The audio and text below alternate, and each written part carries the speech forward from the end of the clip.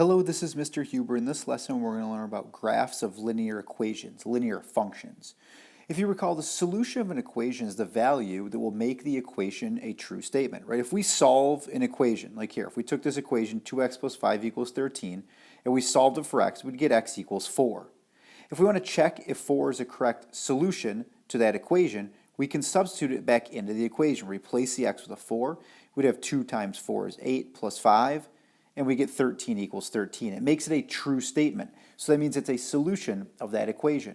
We can do the same thing when there's two variables. If there's two variables, we substitute for the x and the y, or it could be a and b, or m and n, or any variables we want. Typically, we're looking at x and y. So in these examples, if we want to find out if the ordered pair is the solution, we want to plug the values in. Remember, x comma y. So make sure you're plugging the x value in for x and the y value in for y. It's not just the first number goes for the first variable. Okay, so make sure you're paying attention to which variable goes into which location. So here we're going to have 2 times 5 minus 3 times 2 equals 4. Right? All I did was rewrite this equation, replacing the x with a 5 and the y with a 2. I substituted. And now I could calculate here and get 10 minus 6 equals 4. 4 equals 4. That checks. So yes, this is a solution to that equation. Okay, 5 comma 2 is a solution to the equation 2x minus 3y equals 4. You should be trying the next couple on your own. Let's see how you do. Okay, now that you've checked these out, we're going to have 2 times negative 10 minus 3 times 8 equals 4. That's going to be negative 20 minus 24 equals 4. So we want to pay attention to our signs here. Negative 3 times 8 would be a minus 24. So negative 20 minus 24 would be negative 44 equals 4. That's not true. So this is not a solution.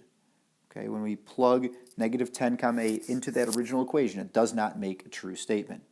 In our third example, we have negative 4 for the x and the y. So we're going to have 2 times negative 4 minus 3 times negative 4 equals 4. So we're going to have negative 8 plus 12 equals 4. Right? Negative 3 times negative 4 would be a positive 12. We get 4 equals 4. That works. So that point is a solution to the equation. Okay, so when we solve an equation, we're finding values that make the statement true. So we want to find any x's and y's that together will make this true would be a solution for that particular equation. Okay, keep in mind, when we have an x comma y in parentheses, right, that ordered pair, that term, that's what that means. Ordered pair is an x comma y, input comma output. All right, if we look here at the graph of an equation in two variables, it is all the ordered pairs that are solutions to the equation. So in that last example, we had a couple points we plugged in, and the ones that worked, okay, would be on the graph of that equation if they make the equation true. So we can get points, coordinates, ordered pairs, that will be solutions by making a table of values. So let's do that. And in order to do that, one of our first steps is going to be to solve the equation for y in terms of x. Okay? Solve the equation for y in terms of x, and then make a table of values. So our first step here is we want to get this y by itself. So we want to solve for y. That means we want to get a y equals equation. So I'm going to do that by adding 2x to both sides. So if I add 2x to both sides, I get y equals 2x minus 3. Or you can write it as negative 3 plus 2x. That's the same thing. And now that I've got y by itself, I'm going to make a table of values. X comma y's. So for my x's, what values do I want to plug in? Well, let's pick some values that would make sense to work with. Negative 2, negative 1, 0, 1, and 2. You could plug anything, but it doesn't make sense to plug in 987. Right? So we're going to pick a few values so we can see what these will look like. And when I put a negative 2 into my equation, right, I'm taking 2 and plugging in here for x. 2 times negative 2 is negative 4. Minus 3 would be negative 7. I plug in a negative 1, I get negative 5. When I plug in a 0 is negative 3. 1, so 2 times 1 is 2, minus 3 is negative 1, and then 1. So I've got a table of values. Again, we're taking all of these values, like 0, and I'm plugging in here 2 times 0 is 0, minus 3, I get negative 3 for my output. So x comma y. And now I could graph this. Okay, I've got an x-axis and my y-axis, input on a horizontal, vertical is my output, and I'm going to graph these points. So negative 2, negative 7 would be the point right there. Then I have negative 1, negative 5. That would be my point right there. 0, negative 3, 1, negative 1, and 2, comma 1. And these points, you can see, are linear here. They're going to be on a line. All the points in between there and after that, I could keep plugging in numbers. I could plug in 3, I could plug in 5, I could plug in 105. There'd be some point, 105, comma something, that would get me on this graph. So since I picked those points, that's great, but those aren't the only points. So I'm actually going to connect these with a line. I'm going to draw a line that goes through those points. And that would be my equation, my graph for that particular equation. Okay, those are some points that I can connect with a line. I'll do a little better job with the straight edge there next time. We can make sure we get a straight line. So you want to draw a pretty accurate line for your graph of that particular situation. Solve for y, and then make a table of values so you can get some inputs and outputs to graph on your coordinate plane. There's a couple special cases we want to be aware of: horizontal and vertical lines. So a horizontal line going straight across like this is only going to have one variable. It's going to be y equals some number. A vertical line going straight down is going to be an x equals some value. So keep that in mind. If you have just a y equals, it's a horizontal line, and x equals is a vertical line. Okay? And let's see what that might look like with some actual values. Okay? So y equals 5.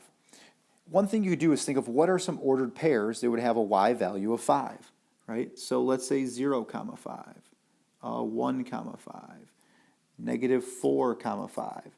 Anything with a y value of 5. The x could be anything. That's going to be a graph that goes straight across here where y is always equal to 5. So y equals 5 is a horizontal line, right? That would go through the point 0, comma 5, 1, comma 5, negative 4, comma 5. So if you're not sure of remembering if it's a horizontal or vertical line, when you see a y equals, get some points where the y value is 5, and you'll see what those start to look like. X equals negative 8.5. So x equals negative 8.5. Okay, again, I could have negative 8.5, comma 1, negative 8.5, comma anything. And that's going to be over here in between negative 8 and negative 9. Right? Keep that in mind, what that would look like.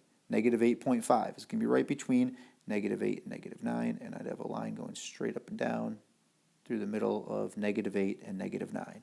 That would be my graph of x equals negative 8.5. So horizontal lines are y equals, right, like this, y equals 5. Vertical lines, up and down, those are x equals some value, like x equals negative 8.5 in this case. All right, let's do another guided practice here, number 5. This isn't about graphing lines. Mr. Hubert's favorite animal at the zoo? I'll give you some multiple choice to help you out here. We got the wolverine, red panda, prairie dog, and pig. Some good options. Obviously, I like the wolverines. Red pandas. Red pandas are actually a pretty awesome animal at the zoo if you haven't checked them out. Pretty active and cute. Pigs, I mean, I do like bacon, but that's not really a great animal at the zoo.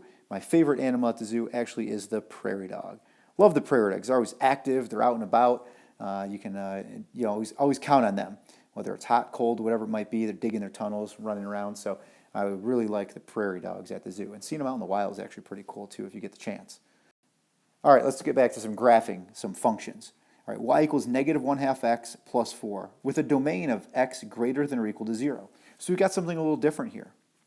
All right, we got a domain that's greater than or equal to 0. So our x values are always going to be 0 or bigger than 0.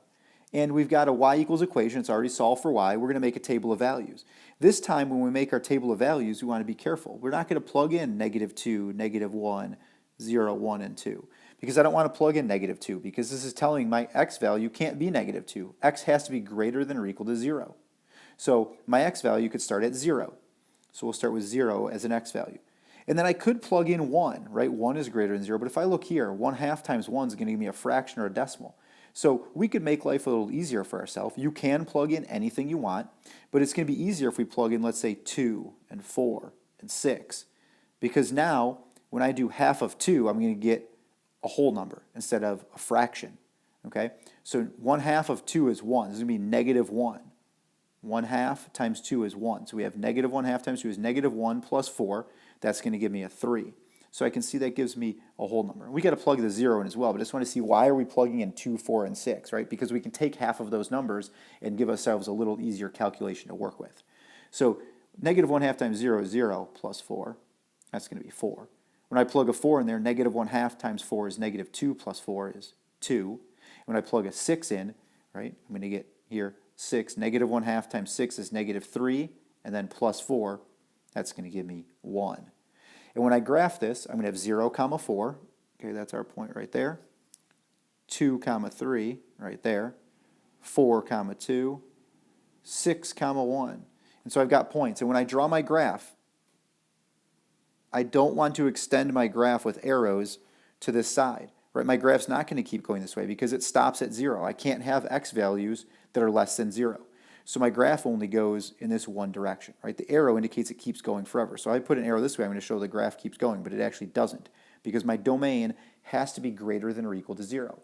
We're going to see there's times where the domain can't just be anything we want. This is an example of that. So pay attention to what the domain is and make sure that those are the numbers you're plugging in. Make sure any number you plug in is greater than or equal to 0. As long as it is, you can put it in your table. Pick numbers that sometimes can be easier to work with in your table. That'll help you out a little bit as you're doing your calculations. All right, let's talk about the range of this real quick. It doesn't ask that, but the range, okay, the range for this would be y is less than or equal to 4. Right? The y is never going to go above 4. The y values we can see keep going down from here, but this is the highest they're going to be.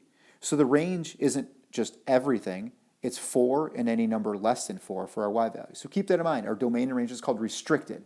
Right? There's some limits on what they could be in this particular situation. Let's look at one more example, kind of how we can apply some of this, and we're going to see what happens with our domain, our range, and what a graph would look like for this situation where we have someone running.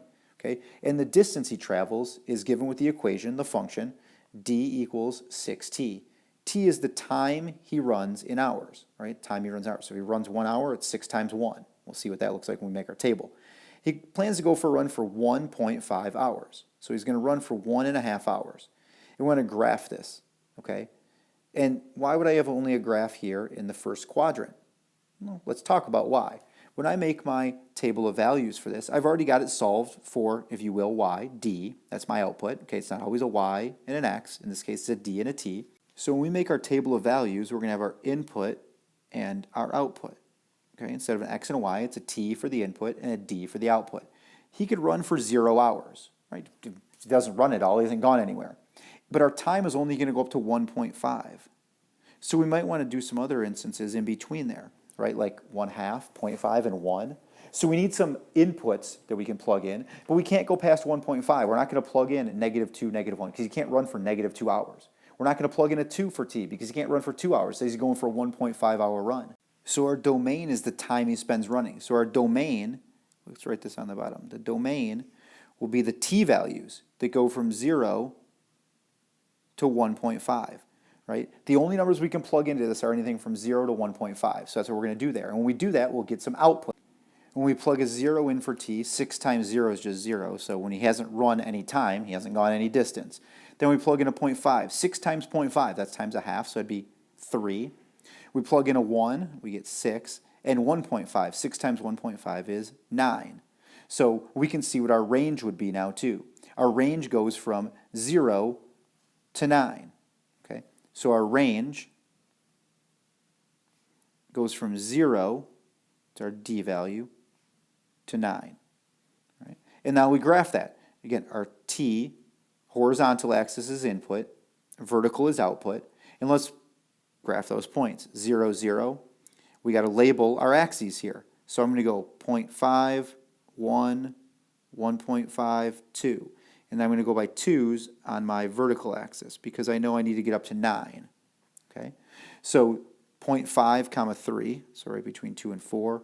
1, comma 6, so after 1 hour he's gone 6 miles. 1.5, comma 9. And our graph would be everything in between there, and it doesn't extend past there. It doesn't go in either direction past those points, right? We're not going to go past this point because he's stopping at 1.5 hours. Right, so the distance he runs is anything along this line, depending on how long he's run. So be aware of those domains and what values we can plug in. To graph something, just make a table of values. Get your output solved by itself, whether it's y or in this case d, so you get an output that then you can calculate by plugging some values in, and you can graph those points. Keeping in mind, those points are all the points that are solutions to the equation. Right? If an ordered pair makes the equation a true statement, it's a solution of that equation.